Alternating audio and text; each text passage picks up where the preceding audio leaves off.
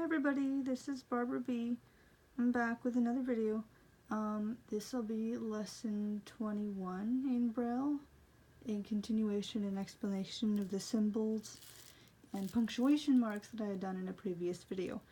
I am sorry for being late. I had been inconsistent because, I'm just going to be honest, I hadn't felt like doing a video. I hadn't felt inspired or motivated or anything.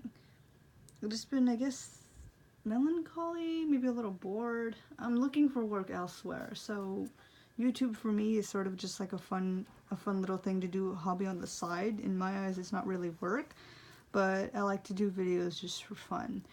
So I apologize for keeping such an inconsistent schedule, and I'll try and get back into the swing of things to do more stuff as I continue to look for work.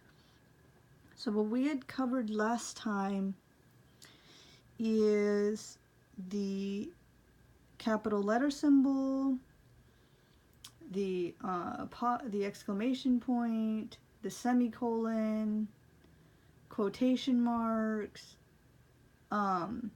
dashes, and I believe a couple more, and the number symbols. So we'll start first up here with the capital letter symbol.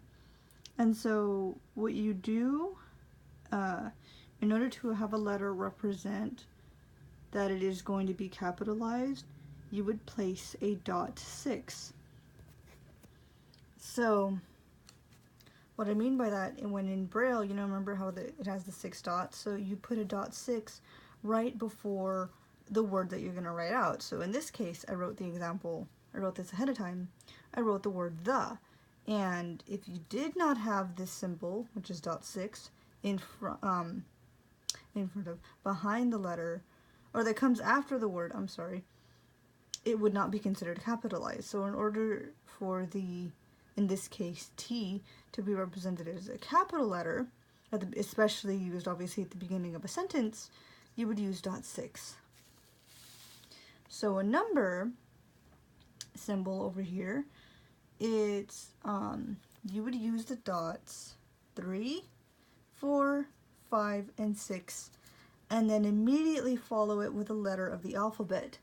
So the reason why that is that when you use this symbol and the letter of the alphabet, for example, in this case A, is representative of the number 1. So like A is 1, B is 2, C is 3, D is 4, E is 5, etc. And if you, in order to represent that, you would use this number symbol, which is dots 3, 4, 5, and 6, and the dot following it, whatever number you want, 11, 12. I will go over all the numbers soon, but I just wanted to give you an example of each. Then I wrote the apostrophe. Let's see, okay, yes. Then I wrote the apostrophe. So usually you use this in words that are like conjunctions, like instead of using the word cannot, I wrote the word can't. So I wrote it in print and in Braille. And the dot that represents that, I believe, is a .3. So C-A-N apostrophe T.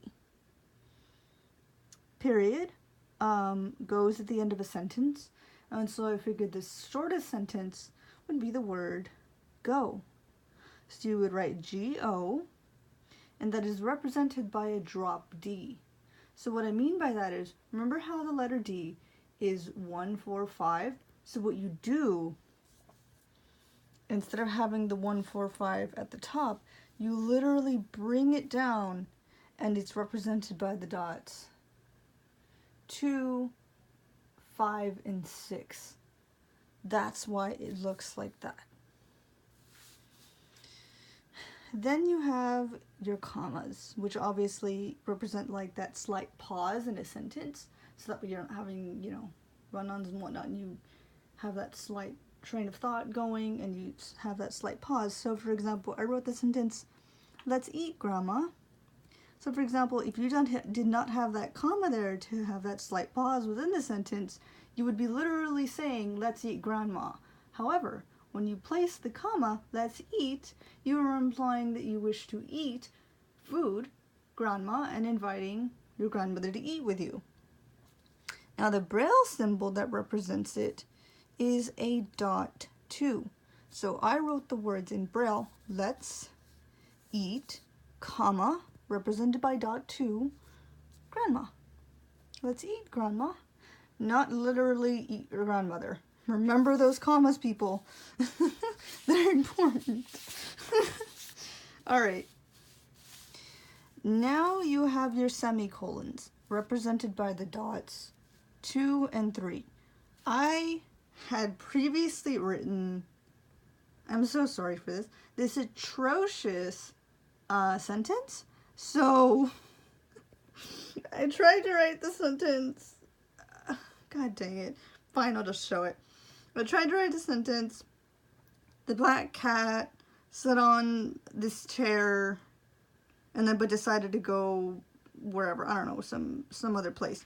And so I was trying to translate that back in Braille. Oh yeah, decided to go outside to play. So I was trying to write the black cat sat on the chair, but then decided, so I thought the black cat sat on the chair is one significant idea. So that's why I thought, let me use the semicolon here, and then use the next sentence to continue that idea, is the continuation on that idea, and then decided to go outside and play. So the symbol that represents, oh Lord, where did I put it? The symbol that represents, I am sorry, this is unprofessional. The symbol that represents, oh, I just said that, I'm sorry, that represents the semicolon is the dots 2 and 3. So again, I apologize for my really crappy thing. I guess I was writing this in a bit of a rush, so next time I'll be sure to, put better thought into this, and I apologize. But hey, I wanted to film this mess up. It shows how I can improve and do better. I apologize if I'm not explaining things well. I'm doing my best. I'm not exactly a teacher, but I'm trying. Anyway, moving on. We're going to be looking at the exclamation point. So the sentence I wrote is, put that book down. So, where you're obviously exclaiming something that you want someone to do or whatever. Usually use maybe express anger or intense emotion. So the exclamation point in Braille is represented by the dots by a dropped F. So remember how D was 1, 4, 5 and F is 1, 2, 4. So you bring that down and it is now represented by the dots 2, 3, 5, I believe? Yeah, 2, 3, 5. So at the end of a slight sentence or something, and you want to use an exclamation point, it is represented by the drop F, or in this case, which is represented by the dots, 2, 3, 5. Let's see, and these were in a little bit of a rush that I did here. Apologize.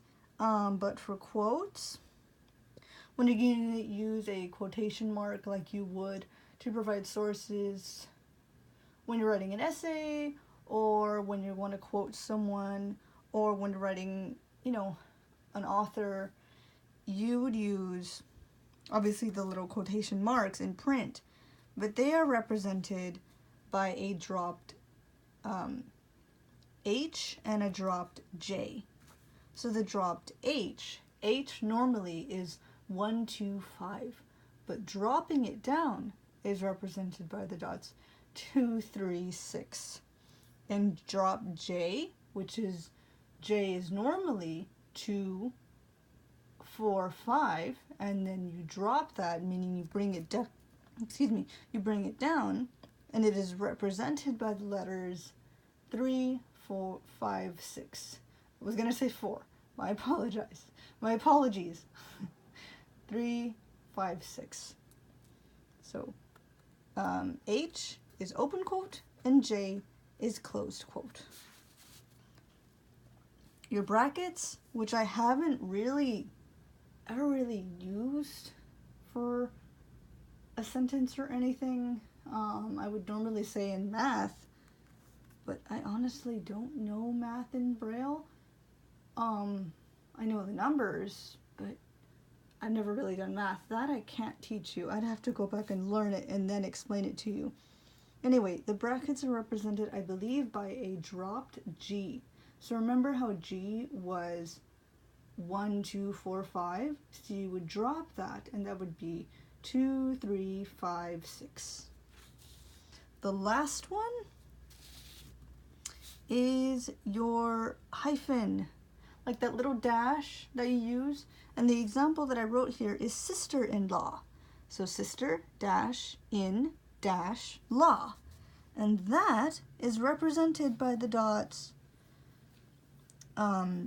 by the dots 3 and 6. So it's kind of like a C, which is normally represented by the dots 1 and 4, but you drop it like twice. You drop it, instead of it being 2, 5, you drop it again, and it would be represented by the dots 3, 6. So sister dash in dash law, or rather hyphen, you know what I mean. I like to say dash, but I guess the proper term is hyphen. Again, thank you so much for watching. I'm sorry for my crappy teaching. I know I need to be a more confident teacher. I'm just doing my best here. So I really appreciate you guys watching and leaving me your comments and everything else. I'll try and get in touch with you guys soon, and I'll figure out another lesson to do next. I think next time I may in fact move on to contractions. Maybe. No, I lie. No, I won't do contractions yet. I'm gonna do sentences. Sorry, either more words or sentences. Oh my god, no. I'm not gonna go on to contractions yet, but that will eventually be covered in my videos. I would like to teach you guys the rules of contractions, and I have a little cheat sheet, and I could read it aloud and read you the rules and show you how this works. Anyway, I'm sorry for rambling.